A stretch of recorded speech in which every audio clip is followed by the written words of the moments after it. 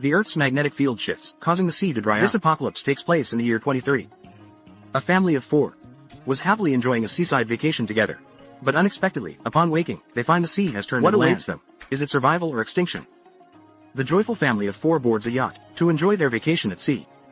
Sunlight, waves, all is calm and serene. It feels like a carefree dream.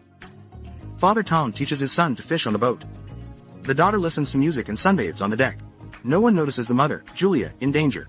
Finally, Tom senses something is wrong and quickly tells his daughter to watch over the yacht. He then dives straight into the water, swiftly swimming to his drowning wife. He finally manages to hold Julia.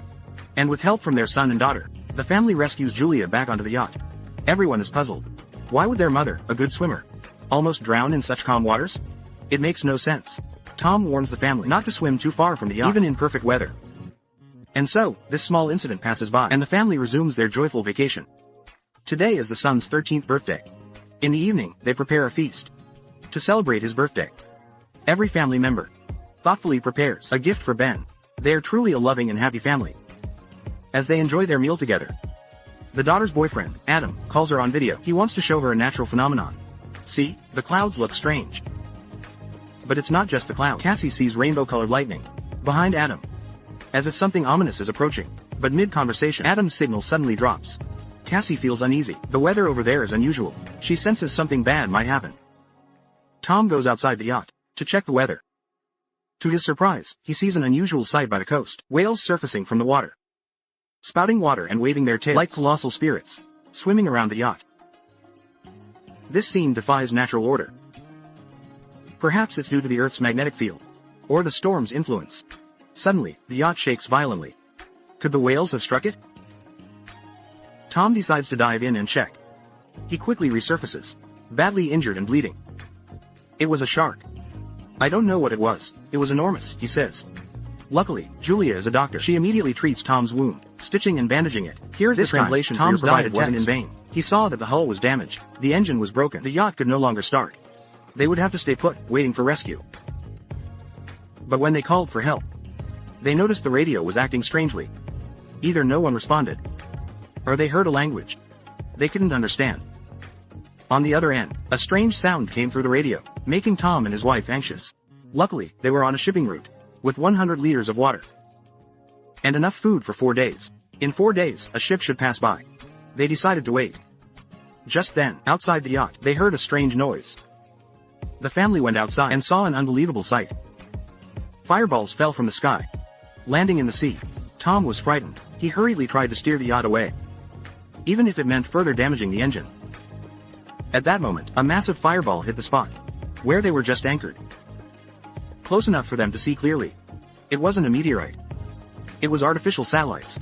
Just then, smoke billowed from the yacht's engine. It seemed to be completely broken. The yacht could no longer move. Winds began to rise on the sea's surface. Tom told everyone to take cover in the cabin. No one noticed that the compass was spinning. The Earth's magnetic field was silently changing. The sea was becoming rough, waves rising violently. The yacht could capsize at any moment. The family put on life jackets, awaiting the storm to pass, or possibly, their end. The boat shook violently. Cassie couldn't bear it and started vomiting. Julia had a nosebleed that wouldn't stop. Tom kept trying to call for help on the radio, but got no response. His ears were ringing terribly, and he couldn't hear anything else. The family spent a horrifying night in this dreadful situation. By dawn, after enduring all night, the family gradually awakened. The world had changed dramatically. What was once a vast ocean was now solid land. Only dying fish remained, evidence of the former sea. Cassie held up her phone, spinning it around. No signal. Tom looked at the compass in shock. North was now south. The North and South poles have switched places. This situation happened before, 700,000 years ago. Back then, the entire Earth went through an apocalypse. Who would have thought that disaster would strike again now? Their family is now the central figure in this tragedy. To find other survivors, Ben releases a balloon into the sky, hoping other survivors will see it and gather there. Tom continuously uses the radio to send out distress calls. Eventually, he receives a reply from a man in Shanghai, named Now, who is currently in a submarine very far from them. Now says, based on the current data, the polarity switch is only temporary and will soon reverse. The oceans that have vanished will return. Tom looks at his broken down yacht, knowing they won't survive when the water returns. He asks Now if he can rescue them. Now explains that his submarine is an exploratory developed by China and can hold 3 people. His crewmates have died, leaving 2 spots. Tom hopes Now can save his two children.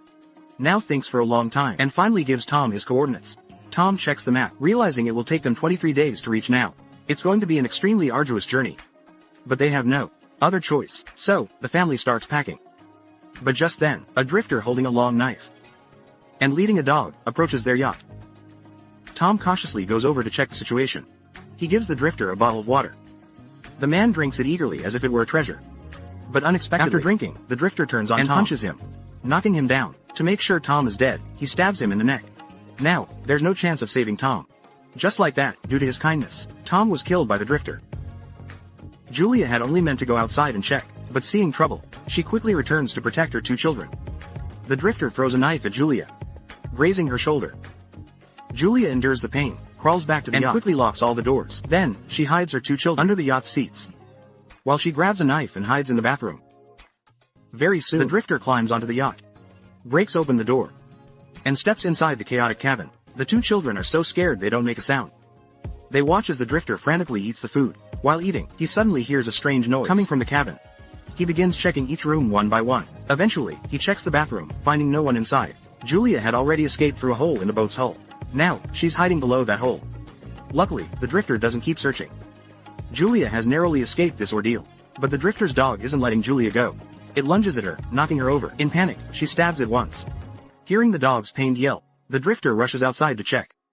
He finds his dog lying there. Heartbroken, he sees Julia taking this chance to climb back onto the yacht. The drifter grabs Julia's leg, dragging her out. She struggles with all her might, but she's no match for him. She tries to reach for a knife to fight back, but he steps on her hand, making her drop it. The drifter chokes Julia, squeezing until she's nearly out of breath. She's unable to resist. Seeing their mother about to be killed, the children hiding under the seats can't stay still. Cassie fires a flare gun at the drifter. He falls back, the cabin bursts into flames. Julia quickly grabs the luggage, and leaves the yacht with her children. They climb over Tom's body, crying in anguish. The entire yacht is engulfed in flames. Shockingly, the drifter is still alive, emerging from the fire. Julia hurriedly takes her children and flees. The three run for their lives under the blazing sun, fleeing until they can no longer see the drifter's shadow behind them. Only then do they stop to rest. Cassie suddenly realizes something. Did the drifter come to them because he saw the balloon? It turns out that one careless action by Ben led to his father's death. Ben is filled with regret. But they can't rest for long, as the drifter is chasing them again. The mother and children have to keep running. Finally, the three run until they're exhausted. Ben's body is severely dehydrated, barely holding on. They finally sit down to rest, and Julia wants to give her son a sip of water, but finds the bottle is empty. Apparently, Cassie hadn't screwed the cap on tightly, causing all the water to spill out. Julia, upset, argues with Cassie. But arguing won't bring the water back. They have no choice but to continue in hopes of finding water. Soon, they come across a crashed airplane. It has nothing inside, but it offers shelter from the wind and rain. The three enter the plane together. With the sun setting, they decide to rest and conserve energy. Now, Julia finally has time to grieve. She holds her husband's shirt, breathing in deeply, the scent on his shirt. She would never be able to smell it again. Julia was heartbroken. She told her children the story of how she met their father. Back then, Julia was an intern at a clinic. One day, Tom came to the clinic for treatment for his college thesis. He had dived into the sea to study coral. His diving equipment malfunctioned, and he almost didn't make it back. He stayed in the clinic for a week, and Julia took care of him diligently. After Tom recovered, they fell in love. Together, they went through many things. Even though they were now worlds apart, Julia had to protect her two children. They were the bond between her and Tom. The family slept in the plane until midnight. Cassie woke up needing to use the bathroom, so she quietly went outside. Unexpectedly, someone was approaching quietly. It was the drifter. Julia stabbed him multiple times, finally avenging her beloved husband. Sadly, even so, her husband would never return. At dawn, the family left the plane, discovering the drifter's corpse, torn apart by some animal. It was his retribution. The family continued forward. They found a small pool of water ahead. Desperate with thirst, Ben rushed to it, drinking eagerly. The water might be contaminated, potentially fatal in a few days. But if he didn't drink, Ben would die now. Julia tried to stop him, but it was too late. Sure enough, shortly after drinking, Ben became violently ill. He couldn't go any further. Julia, with Cassie's help, gathered plastic chairs, creating a shelter to protect them from wild animals and sunlight. Luckily, Julia was a doctor and always carried medicine. After treating Ben, he felt much better. The family slept, but in the middle of the night, Julia heard strange sounds. She went outside to investigate and saw a group of monsters rushing toward them. Recalling the drifter, who had been torn to pieces. Julia quickly woke her children, and they ran away. Ahead, there were other survivors. Seeing them, Julia felt relieved and ran to ask for help. But they quickly turned and fled, locking themselves inside a container. Julia could only lead her children to the top of the container. By then, the creatures had caught up. Julia saw they were enormous crabs. She helped her children climb onto the container. And just as she climbed up, the crabs reached her. One of her legs was caught in a crab's claw. She bit down hard, struggling with all her strength. She managed to break free from the top of the container. But the other survivors inside the container weren't as fortunate. The container door had a hole, and the crabs crawled through it one after another. Even though they had guns, they couldn't fight off so many crabs at once. Very quickly, agonizing screams echoed from within the container, but soon went silent. Eventually, Julia could no longer hold on. She reluctantly bandaged her wound and then passed out. When Julia awoke, it was already morning. She couldn't see her children anywhere. She quickly climbed down, grabbed a gun, and went searching. Fortunately, her children were safe. They had just gone nearby to call for help, but found no survivors. Julia took out the magazine from the gun, poured gunpowder on her wound, and ignited it, using gunpowder and fire to disinfect and stop the bleeding. Luckily, there were many half-empty water bottles around, so they could drink freely. After gathering weapons from the container, Julia contacted Mao. Her map was lost, and she didn't know which direction to go. Mao was a bit worried. Based on the data from his equipment, the sea was returning much faster than expected. To guide Julia, he fired a flare. So, the mother and her children continued toward the flare. It didn't seem far.